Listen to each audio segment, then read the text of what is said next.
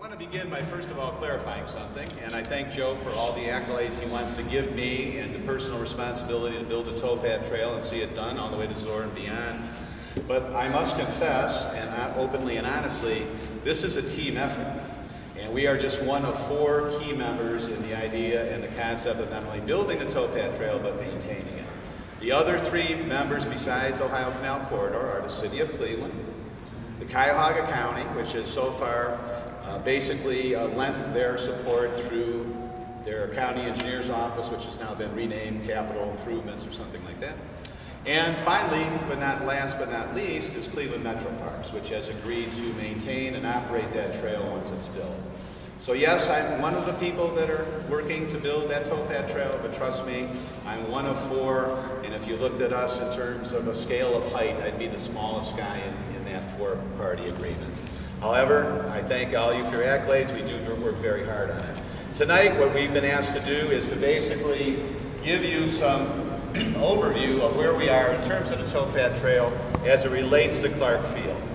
And for those of you who have been following this project, I will tell you right now that we plan to have a public meeting within the next couple months to give updates on all 4 sections. We won't be doing that tonight. We'll be concentrating on Clark Fields. I just wanted to let you know. I'm going to ask George Cantor to step up and just walk you through the route alignment that has been chosen for Clark Fields. Afterwards, I want to give you some comments in terms of where we are and our schedule to construct that portion of the Towpath Trail. So George, if you'll come on up and walk people through the map on where the Towpath Trail will be and how to intersect with Clark Fields. I guess for lack of a better analogy, I'll be the play-by-play guy and Tim can offer some color commentary. What we have here are 2 maps of basically the same geography. Up on the top is a working map that we use in what we call our city planning war room. We meet every Monday from noon to about 1 or 2 o'clock and go over relevant issues that are happening with respect to the Towpath Trail. And even though it seems like a very slowly developing project, it is moving. There are forces in effect that are working together to try and change the landscape. When we talk about changing the landscape, just for orientation purposes, this would be Clark Avenue. Everybody's familiar with the park area with Clark Field. But basically, the towpath will come out of Steelyard Commons, utilizing the tunnels or the underpasses that were built by the developer, Mitch Snyder, and then we'll come north, basically along what we call a greenway area. This is just a working map. This isn't a final design map. It's representative of what we'd like to see happen. The route, though, is pretty close to being what we want to see in place. But essentially, we'll come across Holmden Avenue at grade. As you know, Holmden Avenue has a very steep pitch to it.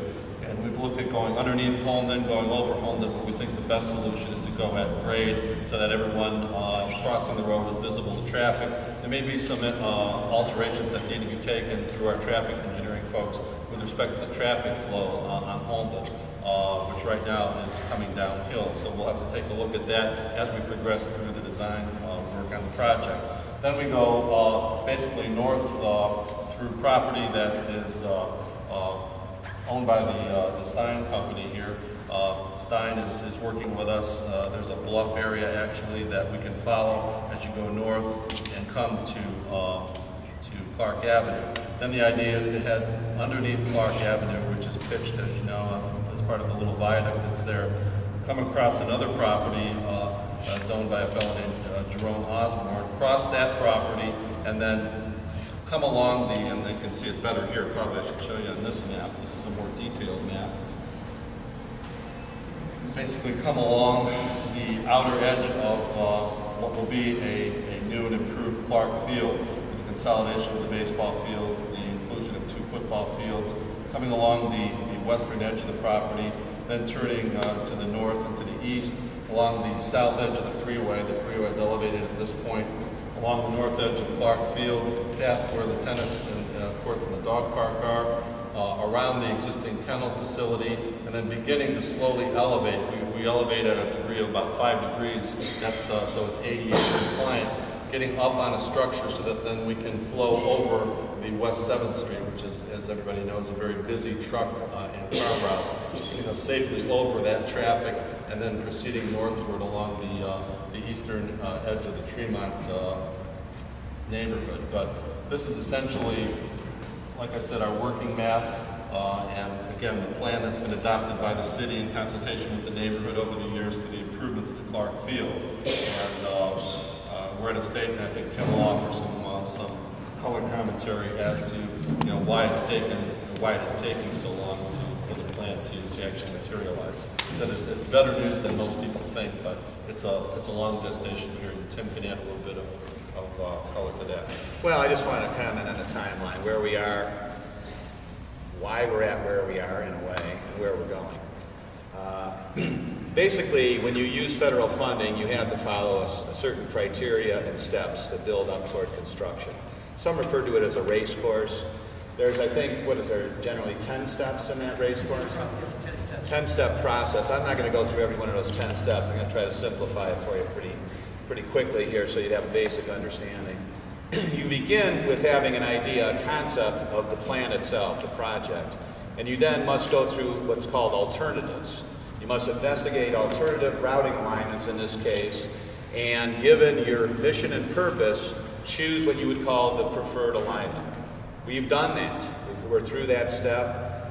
Part of that step also included, well, in and around that step, it was called the Phase 1 environmental review. You look at the history of what's happened on the parcels that you're suggesting that your project is going to include. That history of the environmental uses will then have ODOT agree with you usually on which of those parcels need further exploration in terms of what the degree of potential contamination is. What you're heading toward here, in our case, is both the footprint of the greenway as well as the constructability of the Towpath Trail that will be defined through preliminary engineering and then finally final engineering and construction. Well, here's what happened to us on our way around the racecourse trail. We got to a point where we did our alternative analysis, had our public meetings, vetted it with the local stakeholders, vetted it with the city, the county, everything else. Did our Phase 1 environmentals, got those all done, and even did a scope of work for Phase 2, which parcels we think needed to have certain borings to allow us to know the extent of contamination we may be dealing with. We sent that down through, we went through the district office, and by the way, I want to compliment the district office because they work quickly. They work very efficiently. We have John Model here. He's actually on the team that actually looks at these plans on a monthly basis, sometimes bi-monthly. So we had no problems going through local review in terms of local ODOT. Then we sent it to Columbus. I'm happy to say that we now have a letter to move forward with our Phase 2 environmental process that we suggested 18 months ago. A year and a half of review at Central ODOT office. And what changed? We have 20 more holes, and it's going to cost us $20,000 more. What was the explanation given by Central office in terms of explaining why you take a year and a half to review such a thing? They don't like change orders. Well, nobody likes change orders, but my God, $20,000 and 20 holes, and you just lost a year and a half. That's hard to make up, folks. Now, what has happened in the meantime is, we all know, we've changed the way we're going to do business as a county. We now have one county executive. We know that there's been a new executive director hired at Cleveland Metro Parks, and there's new board members there. And I'd say the totality of both of those changes has brought even more commitment from those two partners and commitment to get it done, and people want to get it done yesterday. Now, trust me, nobody is more frustrated with the fact that we haven't got this done in a timely manner than me. But I can tell you, I have no leverage on ODOT Central office.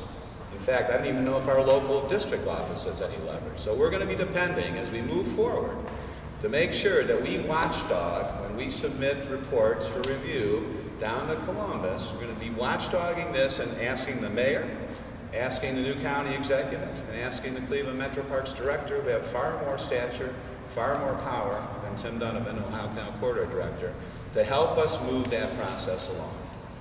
Right now, as it stands, if everything were to follow the process and procedures, and we've built 3 months, by the way, of ODOT review into every one of these steps where they have to review it, we will be breaking ground in 2014 on this particular stretch of Towpath Trail.